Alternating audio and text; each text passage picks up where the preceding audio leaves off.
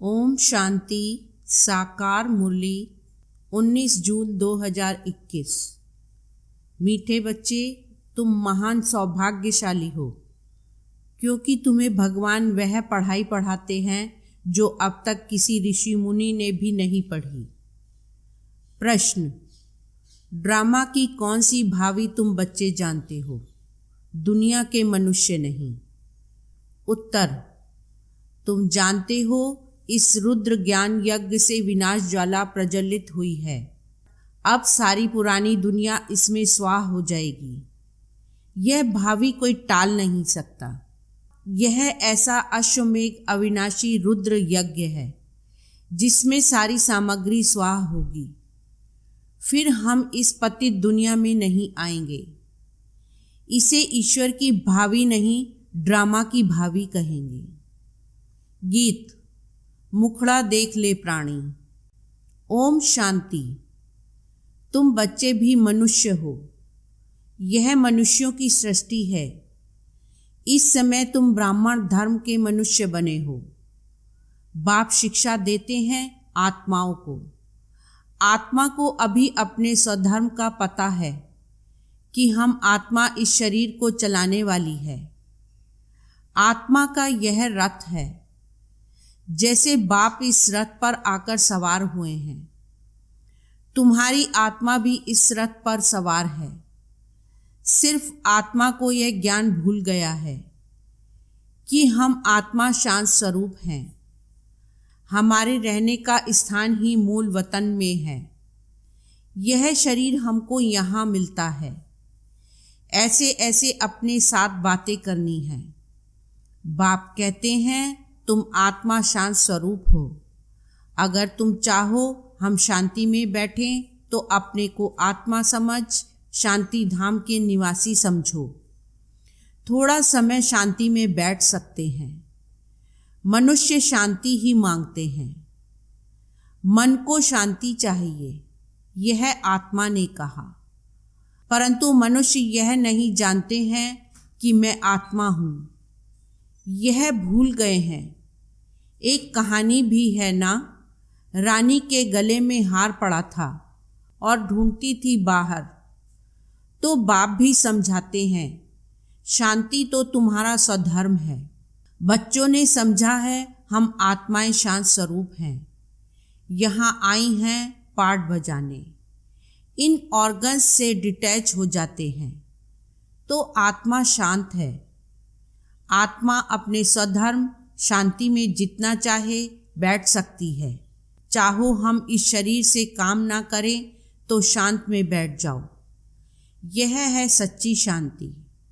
इनको तुम ढूंढते नहीं। तुम्हारा स्वधर्म शांत है। अभी यहाँ पाठ बजा रहे हैं। बाप द्वारा मालूम पड़ा है हमने 84 जन्मों का पाठ बजाया। इन 84 जन्मों के चक्र का कोई को पता नहीं। सिर्फ तुम बच्चे ही समझते हो। पहले हम सूर्यवंशी राजा व प्रजा थे, फिर चंद्रवंशी, सो वैश्यवंशी, सो शूद्रवंशी बने। अब फिर से हमको सूर्यवंशी बनना है। तुम बच्चे सृष्टि के आदि मध्य अंत को जान गए हो। तुम कितने सौभाग्यशाली हो। बाप तो यथार्थ बात समझाते हैं। यह है ही सद्गति मार्ग। यह समझाना है कि सर्व का सद्गति दाता एक है। अभी जान गए हो हमको बाबा आकर 21 जन्मों के लिए सद्गति प्राप्त करा रहे हैं। बाहर वाले मनुष्य इन बातों को जानते ही नहीं। तुम ब्रह्मा कुमार कुमारियां ही जानते हो। कोई पूछते हैं तुम बीके क्या जानते हो? परीक्षा तो होनी ही चाहिए कि ब्राह्मण व ब्राह्मणी है व नहीं। अगर तुम ब्रह्मा के बच्चे हो तो सृष्टि चक्र को जरूर जानते होंगे। बाप रचयिता को जानते हो। ऋषि मुनि आदि तो रचता और रचना को जानते ही नहीं, तो गोया नास्तिक ठहरे। तुम भी नास्तिक थे। तुम भी रचता बाप और रचना के आदि मध्य अंत को नहीं जानते थे। स्कूल में पहले अनपढ़ ही आते हैं, फिर कहेंगे स्कूल में यह पढ़ा है। अभी तुम हो ईश्वरीय पढ़ाई में, परम पिता परमात्मा तुमको पढ़ा रहे हैं। यह बुद्धि में समझना चाहिए। रचता तो एक शिव बाबा ही है। रुद्र ने ज्ञान यज्ञ रचा, यह शास्त्रों में भी है। अब रुद्र और शिव परमात्मा में फर्क तो कोई है नहीं। यह भी है कि रुद्र ज्ञान यज्ञ से विनाश ज्वाला निकली। सिर्फ रुद्र शिव की जगह कृष्ण का नाम डाल दिया है वही गीता। कहते हैं इस ज्ञान यज्ञ से विनाश ज्वाला प्रज्वलित हुई, तो स्वराज्य के लिए यह ज्ञान यज्ञ है। इसमें पुरानी दुनिया स्वाह होनी है। यज्ञ में सारी आहुति अर्थात सामग्री डालते हैं, सब स्वाहा कर देते हैं। तो इस रुद्र ज्ञान यज्ञ में सारी पुरानी दुनिया स्वाह हो जाएगी। तुम अब राजयोग सीख रहे हो, इस पतित दुनिया में फिर आएंगे नहीं। यह दुनिया फिर खत्म हो जानी है। तुम जानते हो नेचुरल कैलेमिटीज आदि सब होंगी। यह सारी नॉलेज तुम्हारी बुद्धि में बैठना चाहिए। शिव बाबा कहते हैं मेरी बुद्धि में ही सारा ज्ञान है। बाप सत्य है, चैतन्य है, ज्ञान का सागर है। सृष्टि के आदि मध्य अंत को जानते हैं। ऋषि मुनि तो कहते हैं हम रचता और रचना को नहीं जानते। तुमसे कोई पूछेंगे तुमको क्या मिलता है, बोलो जिसको बड़े बड़े ऋषि मुनि आदि कहते थे कि हम रचता और रचना के आदि मध्य अंत को नहीं जानते हैं, सो हम जानते हैं। रचता बाप के सिवाय रचना के आदि मध्य अंत का राज कोई समझा नहीं सकता। रचता ही समझाएंगे। तुमको मालूम है मक्खियों की भी रानी होती है। रानी के साथ पीछे पीछे सब मक्खियां जाती हैं। रानी अर्थात माँ के साथ उनका कितना संबंध है। बेहद का बाप भी आते हैं तो सभी बच्चों को साथ ले जाते हैं। तुम जानते हो बाबा आया हुआ है। हम आत्माओं को साथ ले जाएंगे शांति धाम में। फिर से हमारा सतयुग का पाठ शुरू होगा। जिस पाठ बजाने के लिए तुम यह देवी देवता पद पा रहे हो, यहाँ तुम आते ही हो मनुष्य से देवता पद पाने। सब गुण यहाँ धारण करने हैं। इन लक्ष्मी नारायण जैसा बनना है। इनको दिव्य दृष्टि के सिवाय कोई देख न सके। अभी तुम जानते हो हम सूर्यवंशी देवता बनेंगे। तुम्हारी बुद्धि में है कि स्वर्ग की राजधानी कैसे स्थापन होती है। सतयुग में था ही देवताओं का राज्य, परंतु देवताओं के राज्य में भी फिर राक्षस आदि दिखाए हैं। यह कोई जानते ही नहीं। भारत कितना पवित्र था, महिमा भी गाते हैं, सर्व गुण संपन्न। उन्हों के आगे माथा भी टेकते हैं। मंदिर भी बहुत बने हुए हैं, परंतु यह पता नहीं कि आदि सनातन देवी देवता धर्म सतयुग का कब और कैसे स्थापन हुआ। भारत जो इतना ऊंच था वह नीच कैसे बना, ये किसको भी पता नहीं है। कहते हैं यह भावी बनी बनाई है।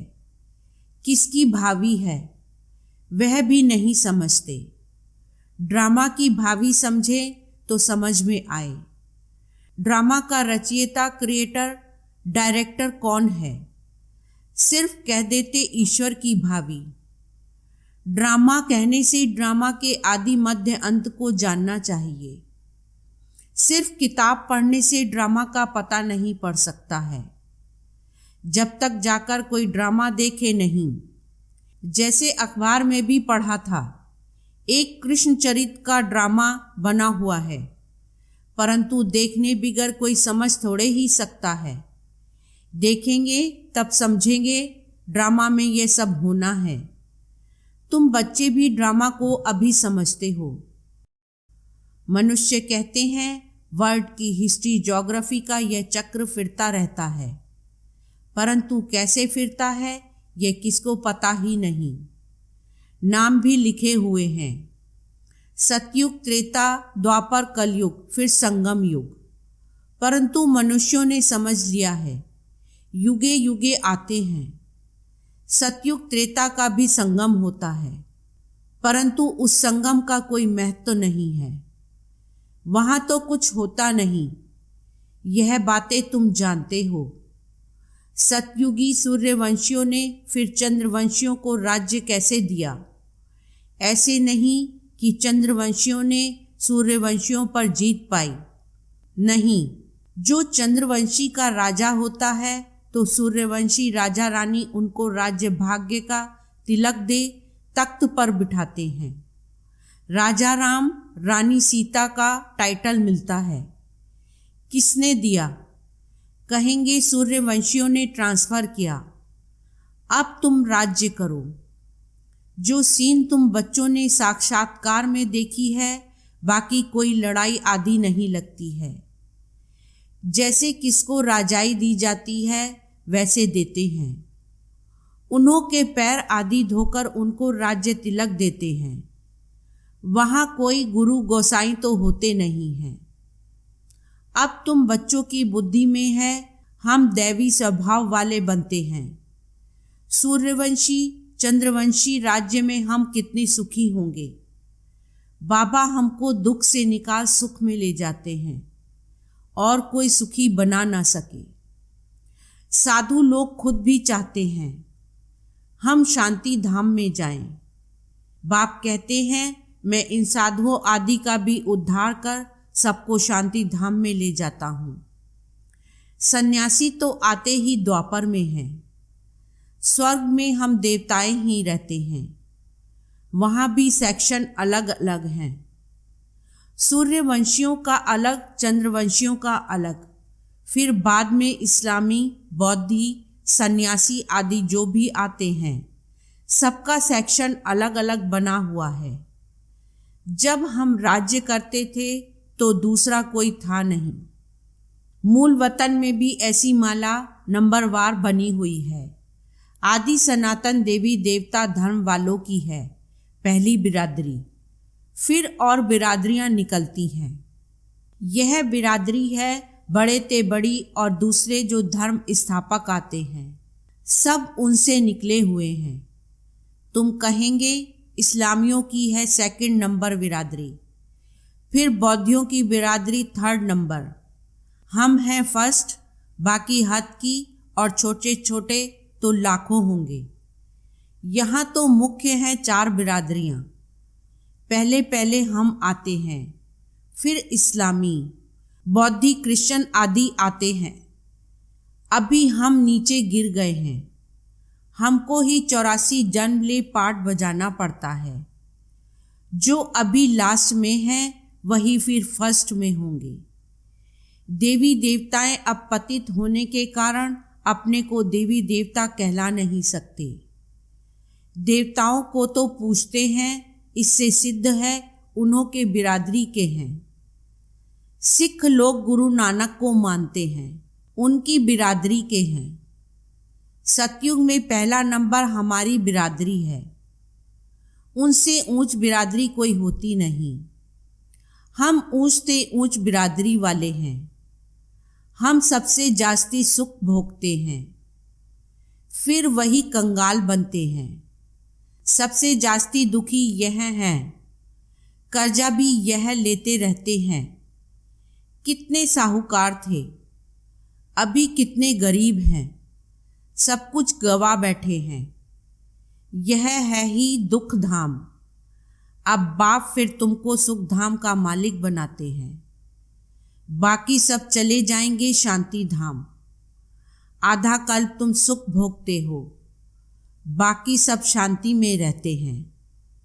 चाहते भी हैं हम मुक्ति में जाएं। सुख को काग विष्टा समान समझते हैं। उनको सुख धाम का अनुभव ही नहीं है। तुमको अनुभव है, महिमा भी गाते हैं, परंतु पतित होने के कारण भूल गए हैं। अब बाप याद दिलाते हैं, हे भारतवासी, तुम देवी देवता धर्म के हो। द्वापर से नाम बदली कर दिया है। देवता धर्म वाले ही पतित बन गए। गाते भी रहते हैं, हे पतित पावन आओ। बाप ने बताया है, तुम कितने जन्म पावन दुनिया में थे, कितने जन्म पतित दुनिया में हैं। अब फिर पावन दुनिया में जाना है। यह पाठशालाओं की पाठशाला है, यज्ञों का यज्ञ है। सारी पुरानी दुनिया इसमें खत्म होनी है। होलिका जलाते हैं। यह सब पर्व अभी के हैं। आत्मा चली जाएगी, बाकी शरीर खत्म हो जाएंगे। यह नॉलेज कोई सन्यासी आदि दे न सके। गीता में कुछ है, परंतु आटे में लून नमक ज्ञान प्रायः लोप हो जाता है। शिव बाबा कहते हैं, हमने यह यज्ञ रचा है। इनमें तन मन धन सब स्वाहा करते हो, जीते जी मरते हो। यह ज्ञान तुमको अभी मिल रहा है। अच्छा, मीठे मीठे सिकी लदे बच्चों प्रति माता पिता बाप दादा का याद प्यार और गुड मॉर्निंग। रूहानी बाप की रूहानी बच्चों को नमस्ते। रूहानी बच्चों की रूहानी बाप को नमस्ते। धारणा के लिए मुख्य सार। फर्स्ट पॉइंट, सुख धाम में जाने के लिए अपना दैवी स्वभाव बनाना है। ड्रामा के आदि मध्य अंत के राज को बुद्धि में रख हर्षित रहना है। सबको यही राज समझाना है। सेकंड पॉइंट, स्वराज्य लेने के लिए इस बेहद यज्ञ में जीते जी अपना तन मन धन स्वाहा करना है। सब कुछ नई दुनिया के लिए ट्रांसफर कर लेना है। वरदान, सर्व आत्माओं पर स्नेह का राज्य करने वाले विश्व राज्य अधिकारी भव। सार, जो बच्चे वर्तमान समय सर्व आत्माओं के दिल पर स्नेह का राज्य करते हैं, वही भविष्य में विश्व के राज्य का अधिकार प्राप्त करते हैं। अभी किसी पर आर्डर नहीं चलाना है। अभी से विश्व महाराजन नहीं बनना है। अभी विश्व सेवाधारी बनना है। स्नेह देना है। देखना है कि अपने भविष्य के खाते में स्नेह कितना जमा किया है। विश्व महाराजन बनने के लिए सिर्फ ज्ञानदाता नहीं बनना है। इसके लिए सबको स्नेह अर्थात सहयोग दो। स्लोगन, जब थकावट फील हो तो खुशी में डांस करो, इससे मूड चेंज हो जाएगी। ओम शांति।